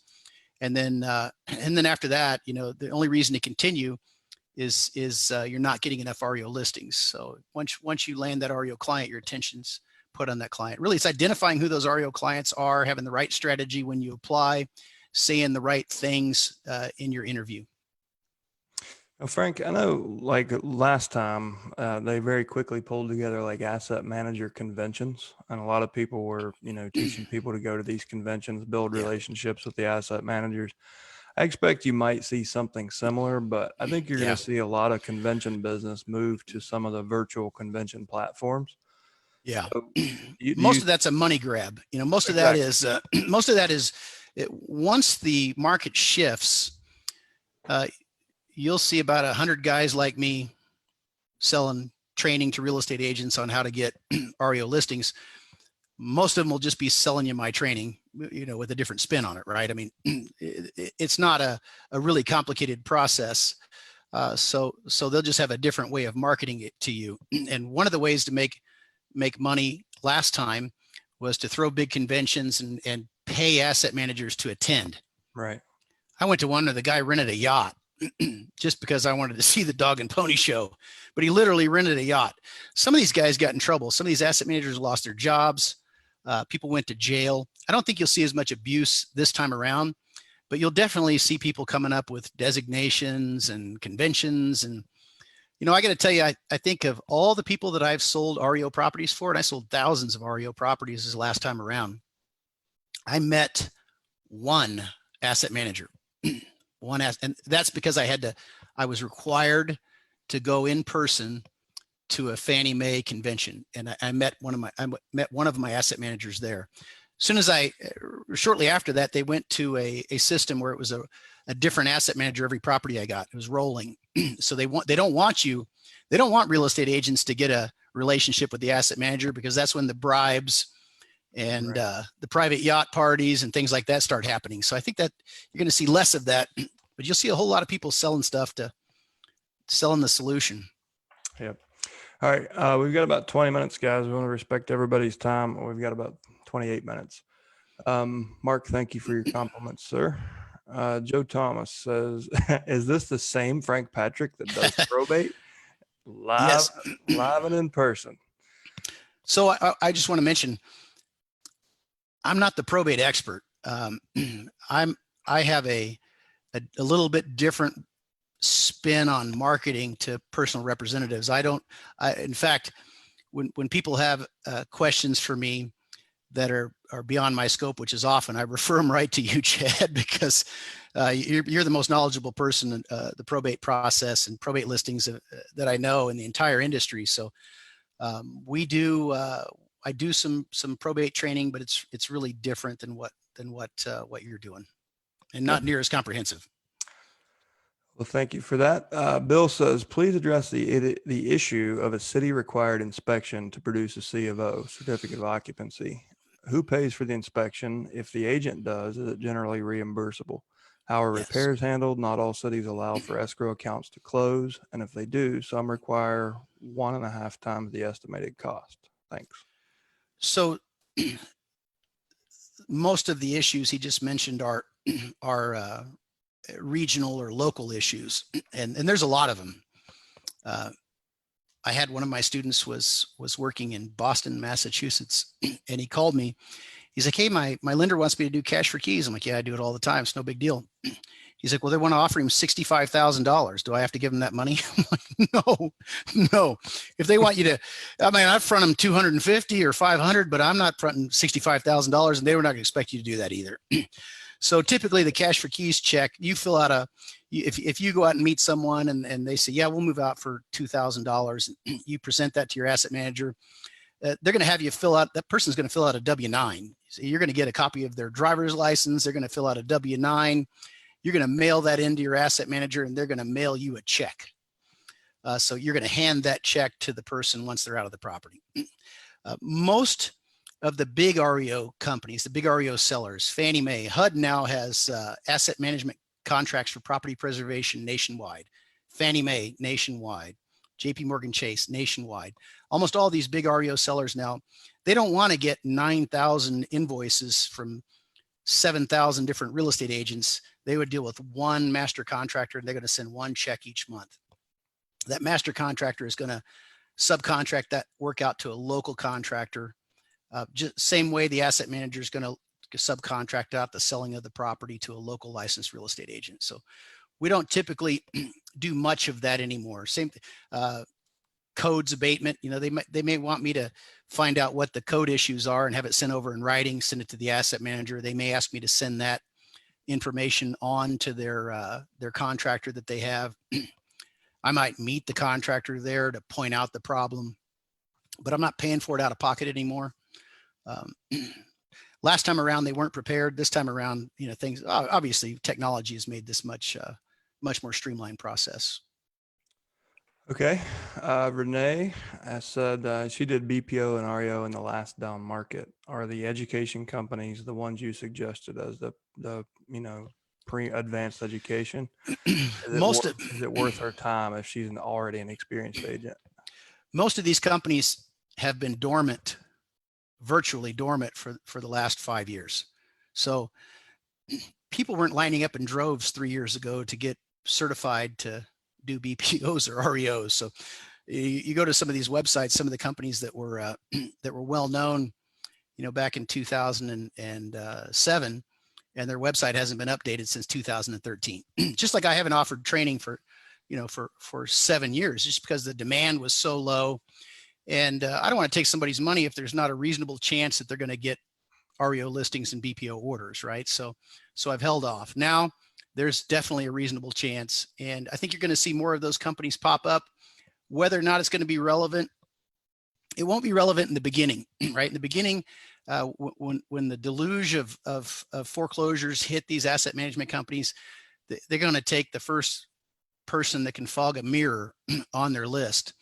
And then as they get settled in and they get used to the volume, they'll continue to recruit more agents and try to get better agents, right? But in the beginning, they're gonna be scrambling to get people activated and get them trained and get them up to taking their properties. And that's why we're here, guys. I mean, this is the 12th session. We've been talking about a lot of foundational things leading up to this. I mean, we've done a lot of things to get our business into a position to survive the short term. I've been breaking things down, Frank, like in an escrow stage, a pipeline stage, and then a long-term prospecting stage. Yeah. And the stuff we're talking about here today, you're not going to become a rock star and make a ton of money in May or June. No. But we're trying to put you on the leading edge of we're trying to make as many points of the spear as we can. So if you start today, if you start putting this in place and building the skill set and getting the systems built in your business, then come Q4 or Q1 2021, when forbearances are lifted and they all that forbearance results in a balloon and destroys credit scores and they can't refinance and there may still not be liquidity in banks, these defaults will roll through and choke out the courts, they'll choke out the banks, they'll choke out everyone. So that's the time where we want you to be prepared, whether you're on the acquisition side or you're on the processing side. If you're on this call, you've heard a lot of things already, like our predictions of the market. So this is, Frank's offering this class now so you can be prepared in 3, 6, 12 months as these roll through. This is going to last a while. You guys have heard me talk about, I believe we have a fool's rally coming. As soon as we open the economy, you'll see a lot of pent up demand rush in from people who, quite frankly, in my opinion, aren't economically educated, because real estate is a lagging indicator to the broader economy. So you'll see this great market and everyone's going to post all these positive articles, and then reality will start to set in. We'll get real earnings reports. We'll get real jobs reports. We'll start to see that more liquidity problems. Small businesses will have to admit that they failed. And then we'll start to realize how many distressed assets we have. So this is going to be a slow burn, probably for 2 or 3 or maybe 4 quarters until this is really a key strategy. But we're trying to get you prepared early. So anyways, just to be clear, anyone who's looking at this is like, I'm going to make $10,000 a month next month.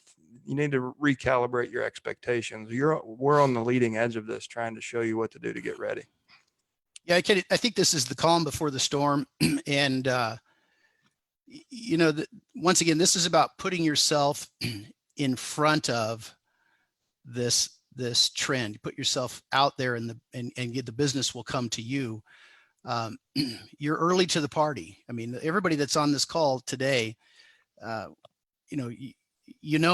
right? So if you don't take advantage of this opportunity now, even if you don't come to my training, if you don't get REO training and don't get started now, 2 years from now, you won't have anybody to blame but yourself. And then you'll be behind everyone else. There'll be hundreds of thousands of agents in line in front of you fighting to get in, and it becomes much more difficult. Yep. Then you need a yacht. That's right. Let's see. Renee said, do you see any real opportunity landing an account in a large city like Los Angeles? Is that a rhetorical question, Renee?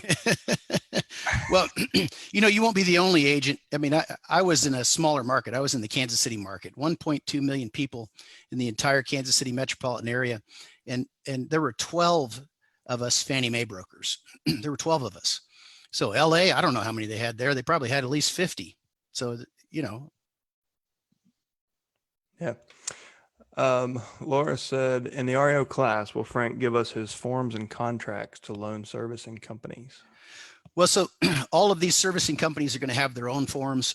They won't sign any of your forms. I mean, they won't sign your listing agreements. They won't sign anything. They go send over their form, their way or the highway. Rizwan says, see you on 424! Exclamation. Awesome. Look forward to it. Renee, I had a follow-up after signing up for your webinar. Do we have questions answered besides the private Facebook group? So how many ways do they have access to you? Just through the Facebook group, your primary communication? Yeah, I'm trying to push everything. If I have to start providing telephone support, it ties up my time 100%. Guys, I'll set up a PayPal link for $97 each. I will give you Frank Patrick's personal cell phone number. You know, back in 2007, when I started doing these trainings, it wasn't webinar. You just downloaded an ebook. You know, my entire training was in an ebook, and it just overwhelmed with emails and overwhelmed with phone calls. And we said, well, if you want access to me, you got to join this private coaching group, and it's $3,000, and we're limited to 35 people. And it sold out in like 2 weeks. I'm like, well, what did I just do to myself? I mean, I enjoyed the money, but I hated, you know, having to answer my phone 24/7, because somebody paying you $3,000 to answer your phone, you got to answer the phone. That's right. I don't anticipate doing that this time. With technology, Facebook just makes it so easy. Plus, I was answering the same question, you know, 10 times a week. Now with Facebook, in my private group, they post a question, I answer it. 3 or 4 of my other students give their own perspective on it, and now it's there. Now you don't have to, the next guy comes along doesn't have to ask the same question. Yep. Laura said my broker does BPOs and bank listings. Does that limit me because he already has a contract? Well, I mean, there's hundreds of companies you could do business with, and most likely, I mean, most REO agents that I coached would have 3 or 4 big REO customers. That was it. That's all you could handle. I mean, every one of them has different forms, different asset managers, different personalities. You really can't serve 100 REO clients. So he probably has 3 or 4 REO clients and 3 or 4 evaluation companies that he's doing business with, and he's happy with it, which leaves, you know, hundreds more for you. You won't get approved for the same companies he's working for. Yeah. Michael said, can you explain how the listing assignment works for the BPO? I'm not clear if that means I'm guaranteed the listing, or I'm doing the BPO for free and hoping to get the listing. So if you get a BPO order from an evaluation company, like Clear Capital, they're the biggest. Clear Capital is the biggest, puts out the most BPOs of any company out there. You're just getting a BPO and you're getting paid a fee. And it says right in the email, when they send the email out, said, hey, Frank, we have a BPO assignment for you. Click here to review it. You know, so you get the address and see if you want it. So it'll give you the address. It'll tell you the due date, the type of BPO they want, and how much money they're going to pay. No listing there. If you're approved, let's say you apply with Fannie Mae and Fannie Mae approves you, there's an interview process. They're going to call you and talk to you on the phone. You're going to submit some documentation. They're going to put you through an orientation training, probably video trainings or a webinar. And then they're going to send you over an assignment. And it says, hey, Frank, congratulations. Here's your assignment. And it's an address. And then there's a whole list of things that you got to do. Step 1, perform an occupancy inspection and then update the web portal. Step 2, contact our vendor and have it rekeyed. Step 3, prepare a BPO. You're not getting paid for that one because you're getting the listing, you're going to get the commission. So it'll be obvious to you which is a BPO for fee and which is an REO listing. But keep in mind, you need BPO experience before you get that first REO client so you don't blow it. There's only one chance at Fannie Mae, right? You screw that up, there's not another Fannie Mae. So you want to make sure you've got a little bit of BPO experience before you go apply with Fannie Mae. Have to do a BPO and screw up that chance. Sakato said, do we get a recording? Yes, this will be posted in both the All the Leads Mastermind Facebook group and BPO REO, Frank's new group that we've linked to.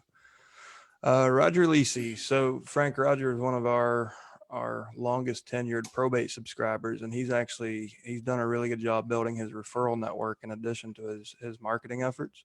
Awesome. So he's had the opportunity to do a lot of probate valuations for courts. So he says using BPOs for probate court approval, would that count as experience if a BPO company were looking for an experienced agent? Yes. Yeah. Same with short sale experience, BPO experience, relocation experience. They're going to take all that into consideration. Once again, last time around, 2006, I mean, a monkey could have applied and got approved, right? I mean, they just accepted everybody for a period of time that, when the foreclosures started stacking up, they accepted everybody that applied that submitted their application. They figured we'd just accept them all and weed through who can meet their deadlines, who can, create an accurate valuation for us. So they just hired everybody last time around. And then, as this thing stretched on 6 years, in 2012, it was a whole different story. It was, you'd go to apply and they weren't accepting applications, or they were accepting applications to put you on the backup list. Grant said, is attendance at 5 stars still beneficial? I think that's one of the conventions we discussed. Yeah. Right? Yeah. I had lots of students last time and lots of interaction with them, and many of them went to 5-star.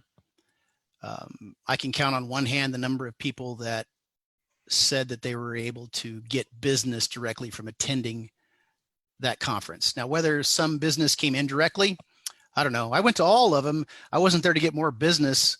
I was there just in case there was one nugget of information that I didn't have yet. I was looking for that one thing that I didn't know yet, because I wanted to stay on top of my game. But as far as using that as a springboard to launch your career, I don't think it's necessary. I don't think it's something you can measure the return on the investment. Okay, we have 10 minutes and way more questions than we're actually going to get to, guys. I'm going to clear the Q&A. I will not be clearing all of the comments because there's just too much here. So we're going to rapid fire through what's left in Q&A. If your question was over in the chat instead of Q&A, you're going to get left out, but that doesn't mean you can't ask it either in All the Leads Mastermind, where this call is posted. Frank is a member of that group, I'm sure, or in the REO BPO. So don't get your feelings hurt if we don't get to your question, because we do have a lot and we want to try to get out of here in 2 hours. Patrick says, I'm an attorney in Massachusetts with a real estate broker's license. I'm an investor and often prepare CMAs for fellow investors. Would I be a good fit to do BPOs? I think somebody in your office is a better fit, Patrick. If you have those credentials, the value of your time is above and beyond that, but somebody on your staff should be doing the BPOs and you should be getting the REOs. I think you'll agree with me there, Frank. Laura says, I got the SFR certificate in the last recession and I closed short sales and have closed foreclosures. Is that what the loan servicers want to hear? That would certainly put you towards the front of the list, for sure. And for the gentleman that's a practicing attorney, that will scare some people. So the asset managers that I've dealt with like to control the relationship, and they like to be smarter than the person that they're dealing with, right? So they might be a little intimidated. So I don't know if I'd include that on my resume. If I was going to apply to list REOs, I might, include that I attended law school, but I wouldn't say that I was a practicing attorney. They're gonna be like, why would you want to list properties for Fannie Mae when you're making $500 an hour to, review divorce cases? So I don't know. I don't know that I would include that. I would include, if you want to include your education, but I wouldn't make a big deal out of being a practicing attorney. I think I would just pass it down in the organization, somebody else, and mentor somebody to do it. Yeah. Rhonda said, so Rhonda, we talked about that. You'll have access to Frank after the webinar through the Facebook group. That's going to be a lot like with all the leads. Our mastermind group is our main point of communications. I just want to mention that I set that group up about 3 minutes before I got on here. So there's if you go to join that group and you're the first member, don't be afraid. It's because I set it up specifically for this call and for this training. I joined it when you shared the URL. Yeah, there's 2 members, you and Frank. It doesn't even have a picture yet, but I'll be working on it all this week. And if you do post a question for me in All the Leads Facebook page, please tag me, because I won't get a notification. So just make sure to tag me in that one. Rhonda says, do you have issues getting paid from companies? What's the average commission on an REO listing? So I've never had a problem getting paid on an REO listing. I have had problems getting paid on BPOs from new BPO companies. So there won't be any new companies on my list unless one of my students can verify that they've been doing business with them for 3 or 4 months and has had no problem getting paid. So if you just search off the internet and find a list of 250 BPO companies and apply with them all, I don't know. The ones on my list are ones that we've been doing business with, and sometimes some of these people for 13, 14, 15 years, and they pay. Yeah, good advice. Socorro says, I've never done REO. Will this 2-day training cover what I need to know on how to start it? And do you have to take a class to be BPO certified? You don't have to be BPO certified. It's not a bad idea. I mean, the certification, in my opinion, doesn't mean a whole lot. The additional education is certainly helpful. The information thing I'm going to share over 2 weeks is how to get the REO listing business set up. Obviously, I can't teach you everything you need to know, but hopefully through our Facebook group, once you start getting REO listings and you have questions, there'll be enough of us in there. We'll be able to help you with any question you might have. But for enough money and for a limited time only, if you want Frank to show up in a yacht or a Dodge pickup, yeah, or exactly. for the one-time fee, here's where you price it, Frank. All right. Archie said I got a voicemail from a company, agent2019.com, looking for REO agents. Do you know anything about them? No, but with that name, I highly doubt it's an REO asset management company with existing REO relationships. It sounds like someone starting to gather. There was tons of REO networks you could join last time, pay $2.99. They put you on a list that no one would ever see. Yeah. So I don't recommend those. This is it's human arbitrage, right? Yeah, exactly.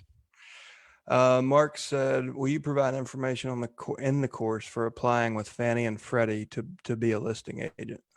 Yes. However, Fannie and Freddie both require you to be the designated or supervising broker if you want to do business with them direct. Fannie Mae still has a handful of asset management companies that they use once they exceed their own capacity. And so you don't have to be the broker owner to apply with those companies. You can be an individual agent and apply with HUD. The asset management companies are usually where the volume is anyways, and they're the less demanding. Okay. George says, I'm a real estate investor. With the coming wave of short sales and foreclosures, I went and started studying for my salesperson license. Once I passed the exam, would you consider me too green to hire to do BPOs? No, not at all. Once at one time, I had over 250 REO assignments. So they weren't all listed. Generally, we'd have, 30 or 40, maybe 50 properties listed. But we had 250 properties that were assigned to me. So it means I had to, at the time, pay the utilities, do a monthly report, do a BPO every 30 days. I quit doing BPOs. I didn't, I'll take their $100, but there was no way I had time. So the successful, busy REO listing agents won't be doing any BPOs for fees as soon as they're starting to get in REO inventory. Yep. Mike says, can we leverage the experience of our team, meaning Chad and or Frank, has X number of BPOs after training? Will the training Frank offers be something we can lean into during the application interview process? So can he borrow credentials as a member of the group? I wouldn't recommend it. I mean, they know I'm an educator, so they're going to, if you put my name on your resume, they're going to know you attended one of my trainings, right? I mean, people have been doing it. If you put my name on your resume, you're not getting in it. and it's not the bald guy that talks funny on YouTube. Trust me, it's not necessary. 99% of real estate agents are not even looking into this at this point. They believe that everything is going right back to normal, and they're in for a big surprise, and it's going to take them a while. And then, you know what? Even after that, 90% of them aren't going to do anything anyways. So that leaves 10% of the people out there will even have an interest in changing their business in any way, shape, or form. At this point, now, 2 years from now, when 90% of the sales are REO sales, it'll be competitive and you'll need references and all that other stuff, but you're at the front of the line. Yep. Well, Frank, listen, we've cleared the Q&A, guys. I'm sorry for anybody who dropped your question in the chat. We could be here for another 2 hours clearing that. So I want to thank you personally, Frank, for bringing so much value to the group. A few people were saying, when the hell is this going to be over? When can we go back to work? You know, you can hang up, but they're getting so much value. They chose not to. So, I mean, I thank you for everything. I'm very grateful for you being here. You're welcome. Guys, listen, I'm telling you, if we're gonna guide you through this from a probate standpoint, but Shift Happens is a platform where we go broad and help you to, get your entire business model prepared for what you're about to go through. And it may be weeks, it may be months, but you'll be able to point back to this session and go, holy crap, those guys actually saw that. And we're doing our best to prepare you. So Frank, thank you so much for taking your time to share your experience with our audience. You're welcome. I appreciate the opportunity, and I'm looking forward to helping as many people as I can. Remember, if you post a question for me in the All the Leads Facebook group, remember to tag me in it so I get notification, and I'll do my best to respond as quickly as I possibly can. All right. Well, guys, we'll let you get back to work. We will see you on Wednesday for episode 13 of Shift Happens. Have a good day, Frank. Thanks, everybody.